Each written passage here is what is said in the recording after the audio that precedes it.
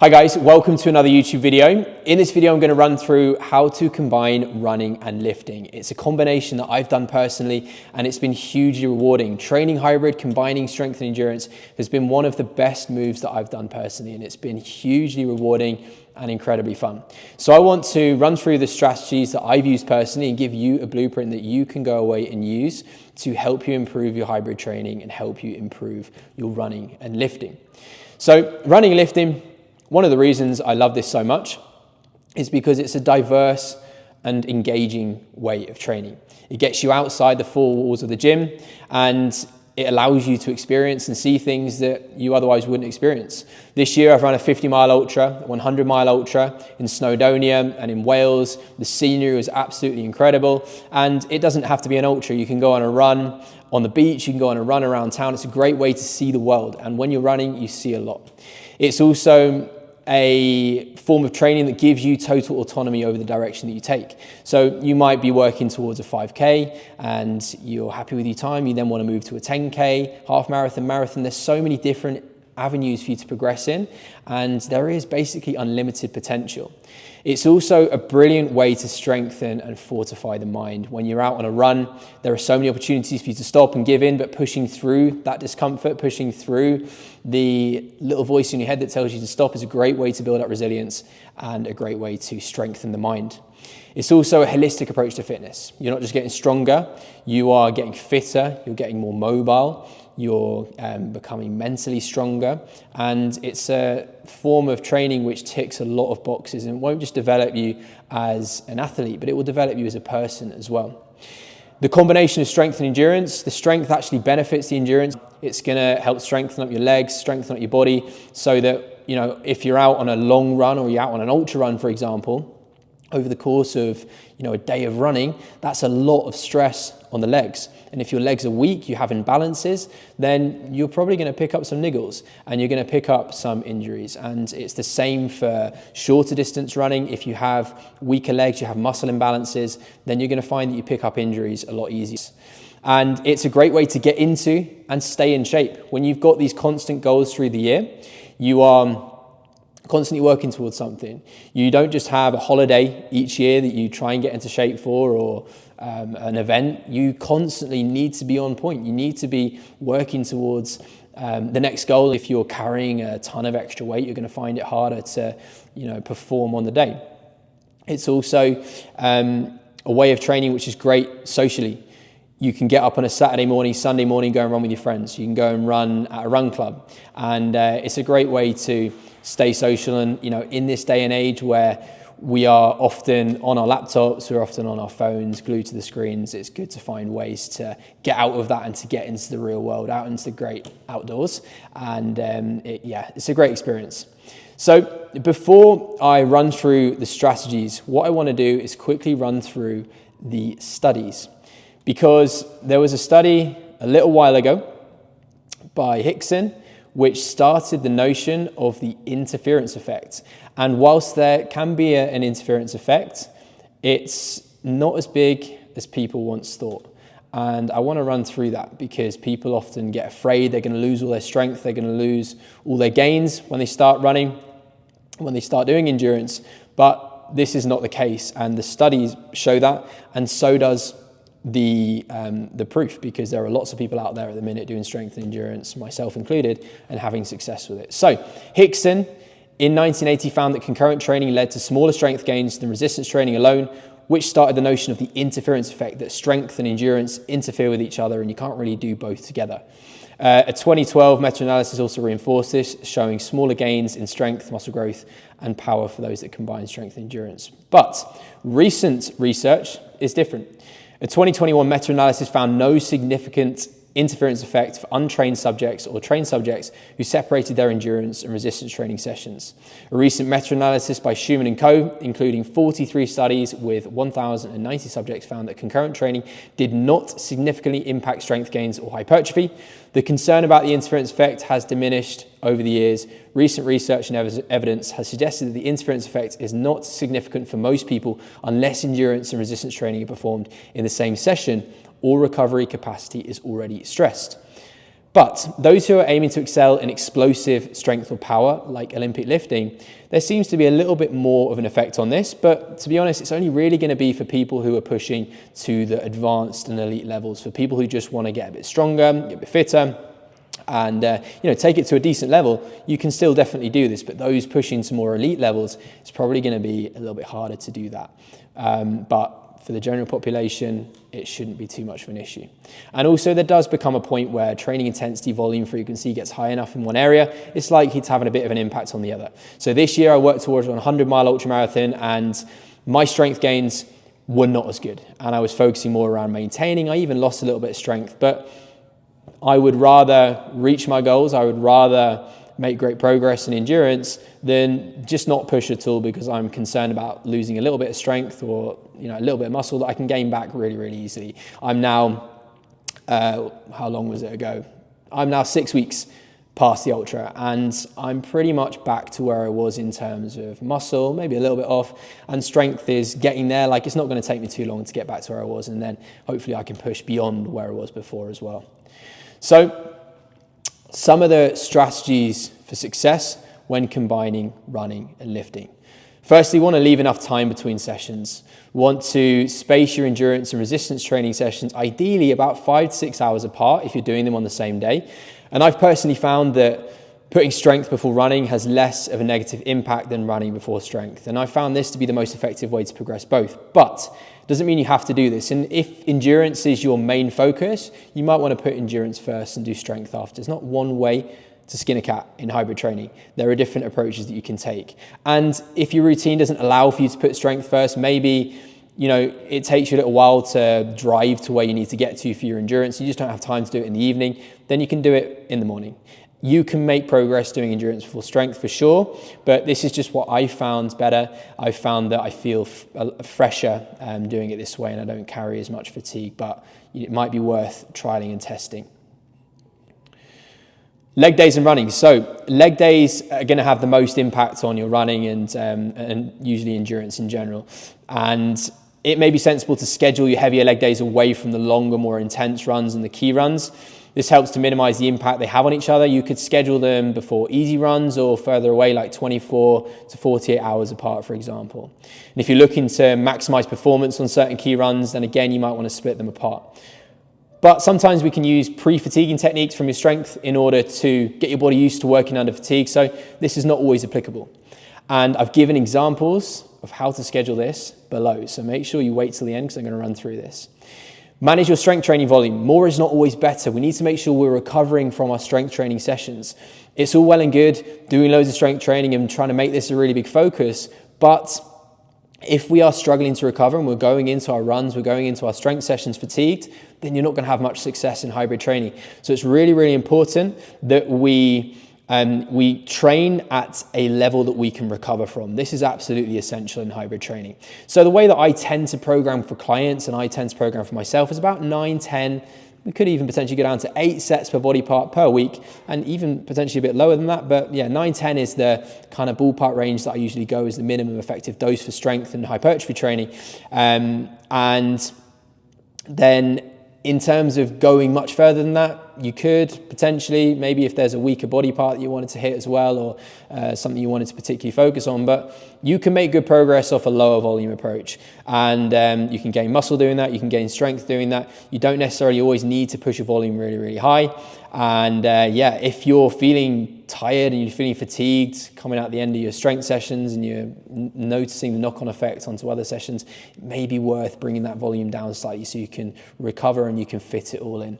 Otherwise, you're going to maybe pick up some niggles, some injuries, and the quality of your sessions is going to suffer. And this is one of the most important parts of hybrid training, is periodization. So hybrid training is a bit of a juggling act, and we are combining 2 different training modalities together with strength and endurance. So often sticking one separate running plan and one separate strength plan together, it can sometimes be a bit of an issue if that running plan has been designed for a runner who is just fully focused on running, not so much on the strength side. So it does require periodization, and a hybrid plan will often look a little bit different to a just a pure running plan. We'll often go on the slightly lower volume approach to make sure that we can recover from it all. But periodization is important. So at different points in the year, you're probably going to be seeing your running volume increase, strength volume decrease a little bit. And for example, when I did my ultra earlier this year for both the 50 mile and the 100 mile, my strength volume dropped. And I was doing a little bit less so that I could recover from the increased running volume and the increased time on feet. So my strength came down a little bit in terms of the volume, and that allowed me to recover and to also fit it all in. It's a big time commitment doing long runs, so also from a time perspective it helped. But the overriding aim is for me to progress in both strength and endurance year on year, and that's something that I've done. I've hit strength PBs this year, and I've also hit endurance PBs with this periodization. So it is important to do. Keep your protein intake up. This is also important for hybrid training. You want to make sure that our muscles get the best possible chance to recover, and keeping your protein intake up is going to allow them to do that. Okay, when your muscles work out, and this is going to happen on runs, it's going to happen on strength training sessions, when they work out, they're going to break down and they need to be repaired with protein. This is going to help you to recover, to grow muscle as well. It's going to help you with strength gain. So it is key. And we want to be at about 1.8 to 2.2 grams per kilo of body weight daily. I usually sit about 2 grams per kilo of body weight. I'm currently 84 kilos. So you do the maths. I can't work it out off the top of my head, but I usually aim for about 180 grams. So don't underfuel. We are doing a decent amount of training, right? We're doing a decent amount of calorie expenditure. We are pushing our body on the runs, pushing our body on the strength, and you can't fuel a Lamborghini on 10 milliliters of oil. We need to make sure that we are fueled correctly and we have the fuel to perform in our sessions. So I would avoid large calorie deficits, and I would avoid, eating too little, because food is fuel. Food is energy. You will use that energy when you train. So if you're feeling quite lethargic, you're feeling quite tired, you're not recovering very well, it may be an indicator that you need to increase your food intake slightly. Calorie deficits are okay when you're hybrid training. I've done that this year, and I've used calorie deficits actually to manipulate body composition to help me work towards different running goals. And it's allowed me to have more success, and understanding how to change body composition and to lose body fat, gain muscle is a really useful aspect of hybrid training.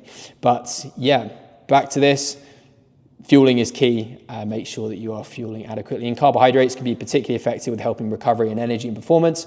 And on your runs, it's often carbohydrates that you'll be fueling with. So for hybrid athletes, for people who do hybrid training, it's often going to be a bit better to go slightly higher carbohydrates on your macro split. And this is something that I've done, and it's helped.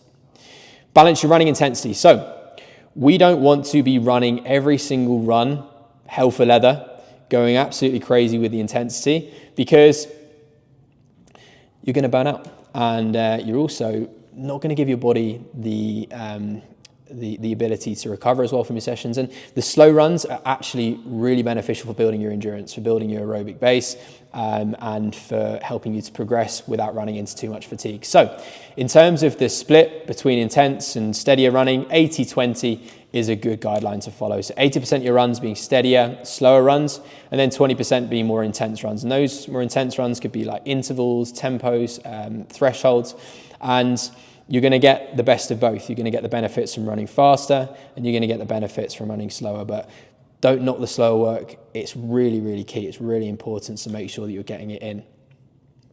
And for example, your weekly running schedule could be one 90-minute steady run, one 45-minute easy run, and you could alternate between an interval and a tempo session. It's just an example, not something that you need to go away and implement, but it's an example of how you could do that. Gradually build up your running volume. So in order to prevent burnout and injury, we want to gradually increase running volume. So no more than 10% per week, ideally, okay? Because further than 10%, and you're not going to give your body and your joints, your tendons, your muscles a chance to get used to that increased volume. And you might find that you pick up niggles, you pick up injuries, and your body becomes quite fatigued. So 10% and below increase per week will allow your body to adapt and to gradually build that adaptation over time without running the risk of picking up niggles and injuries. Incorporate periods of rest, deload weeks. So we want to implement a deload week every 5 to 8 weeks if you're training hard and consistently. This can vary, and if you're a bit more inconsistent with your training or your training is hard, you might not need to deload as much, but I will usually deload about 5 to 8 weeks. And this will involve bringing your running volume down a little bit, bringing your strength training volume and intensity down a little bit so your body can recover. You can get the adaptations to the training that you've just done during that week. You can recover, and then you can come back stronger, you can come back fitter, and you can come back more energized and ready to go, okay? That's really important. We need to make sure we're recovering as well as progressing with strength and endurance. Another key thing that we want to do when we're hybrid training is manage your training intensity. So when you're juggling two different disciplines, it may make sense to leave 1 or 2 reps in reserve, especially on the heavier compound lifts, to avoid excessive fatigue and to minimize the risk of injury. You can actually grow and maintain muscle with up to 3 to 4 reps in reserve, but people are often really bad at gauging where that failure point is. And you say 3 to 4 reps and you actually end up leaving 5, 6, 7 reps and then don't give their muscles enough stimulus to progress. But training smart is just as important as training hard. It's really important that you focus on sustainable progress. Don't get me wrong, there is a time and place to max out, absolutely, especially if it's programmed within your training cycle and you're looking to max out. But I would recommend not doing that every week and not doing that every time you train. Beginners need to be patient with progress, and they also need to accept that maybe on the first week or 2 of their training plan, they're going to be a little bit more sore than usual. And you will get less sore as you progress. You'll get used to the training, you'll get used to the added volume, you'll build up your capacity to handle volume. But it's important to understand that, there's going to be a little bit more soreness, and it's important to gradually progress. Don't go from 0 to 100 straight away. Don't go out and start doing, if you've never run before, don't go out and try and start do like 3 10Ks a week and go crazy with it. Make sure that you're building up gradually, building up sustainably. Switching exercises around every week might not be a smart decision. And whilst it can be tempting to constantly be switching around exercises, this can actually cause more muscle soreness, and it can cause more fatigue, which can have an effect on your runs, can have an effect on your strength sessions. And remember that lifting weights is a skill. Giving yourself an opportunity to actually progress your lift by keeping them in the plan can be a smart decision. There can be, of course, changes in the plan, but doing it every week is probably not a smart decision. Recovery is key. We want to aim for about 7 to 8 hours of sleep a night. Take at least 1 rest day per week, I'd recommend. And you can incorporate some easier training days as well that you can treat as like active recovery, but don't make that active recovery day crazy style training. I've seen people that go out and try and do active recovery days, and it's just like a normal training day, and you're not going to recover if you're not training light and giving your body a chance to chill out. Incorporate mobility and stretching. Working on mobility and stretching, especially for the glutes, hips, calves, and hamstrings, can reduce injury risk and improve running mechanics. Foam rolling can also be really useful. Want to address weak body parts. This is key. If you have weak glutes, address this in your strength training programming. It could lead to other issues down the line, like IT band syndrome. And the reason why I say this is because this happened to me this year. I had weaker underactive glutes, and it meant that my glutes weren't able to stabilize my knee as much, and then my IT band became inflamed. So I then addressed that by doing lots more glute work and hip strengthening, and it made a big difference, and it did help. So make sure that you address weak body parts, and instead of getting to the point where you get the injury, try and address it early. Try and make sure that you're building up a balanced physique, that you are not neglecting body parts, and this will lead to less issues down the line. Maintaining an athletic body composition, so carrying too much weight and body fat will slow you down. Imagine running with a 10 kilo weighted vest. It's going to slow you down. So trying to maintain an athletic body composition and trying to stay fairly lean is going to help you. And understanding how to change your body composition and how to drop body fat and to gain muscle is a really useful aspect of hybrid training. Luckily, with my background in physique, my background in fat loss, muscle gain with myself and coaching clients, it's something that I'm able to do, and it's really helped me with my hybrid training journey. This year, I did a strength focus phase, and I was pushing strength, put on a little bit of body fat alongside muscle, but for the ultras that I did this year, I was then able to lean up, drop body fat quite quickly, and it really helped me with my endurance. So understanding how to change body composition, if you're trying to drop body fat, calorie deficit, if you're trying to gain muscle, gain weight, calorie surplus, understanding energy balance is really useful. So I did say at the start of the video that I would give you some example training splits, and I've given you, two ends of the spectrum, a 5-kilometer training split and a 50K ultra training split. So I'm going to run you through why I've positioned the workouts where I have. So lower body, this is often a squat focused session for me. So I want to make sure that when I go into that session that I'm relatively fresh. So with that Sunday rest day, I'm going to go into that session with my legs feeling recovered, energy feeling good, and squats are quite a fatiguing exercise. So going into that day feeling recovered is going to be really useful. And then I've got an easy run after that. My legs are going to be a little bit beat up after that lower session. So that easy run is I'm going to get in my running volume, but in a way that I'm not going to sacrifice my running. And if I did my tempo run right after my lower body day, then it might have an effect on my run. Or if I did my intervals after my lower body or my long run, probably going to notice more of a negative effect, and that interference effect is going to be greater. So that easy run is a lot easier to do after squats. Tuesday, upper body, and then a 30-minute tempo run. I have the upper body earlier in the day, which is obviously giving my legs a rest, and then I'm going to be relatively fresh going into that tempo run, which in a 5K training split is a key run during the week. I've then got a rest day on Wednesday, and then Thursday is a deadlift day for me, so having that rest day before is useful because you are using your lower body on that deadlift, and it is a taxing exercise, so feeling fresh for that is very useful. Then Friday we've got upper body, and then intervals after. Intervals, again, another key session during the week. You want to be getting faster on your intervals over time, and that's going to really help you 5K times. We want to go into that session feeling pretty fresh, and we've got that morning to recover, and we've got some time for your legs to recover before we hit that session. And then Saturday, long run, 75 minutes, and then rest and back in again on the Monday. Then 50K ultra training split. So you're going to see on this split there is more endurance sessions, there are more runs, and there are less strength sessions. And one, from a time perspective, a little bit less time. We've got more time driving out to hills, and we've got more time on feet running. So a little bit less time to put into it. But also from a recovery perspective, if we're doing 5, 6, 7 high volume strength sessions a week alongside your endurance and your ultra training, probably going to find that you're struggling to recover. So we've brought the strength training volume down a little bit, and then we've increased the running volume to get your body used to spending time on feet and to build up your endurance. So the same principles apply with the 5K training split. So I've given myself a rest before that squat day, and a rest before that deadlift day. And you're going to see that the volume is increased with the running. We've also got some specific stuff in there. We've got some elevations to get the body and to get the legs used to climbing up hills, used to trails. Specific training is really important for hybrid training to make sure that you're getting the adaptation that you're trying to get out. But yeah, the same principles apply there, but an increase in volume. So that is the run and lift training. I hope you found that useful. If you have any questions, feel free to drop me a message on Instagram. More than happy to chat, but I hope you find that useful, and hopefully you can implement it into your training.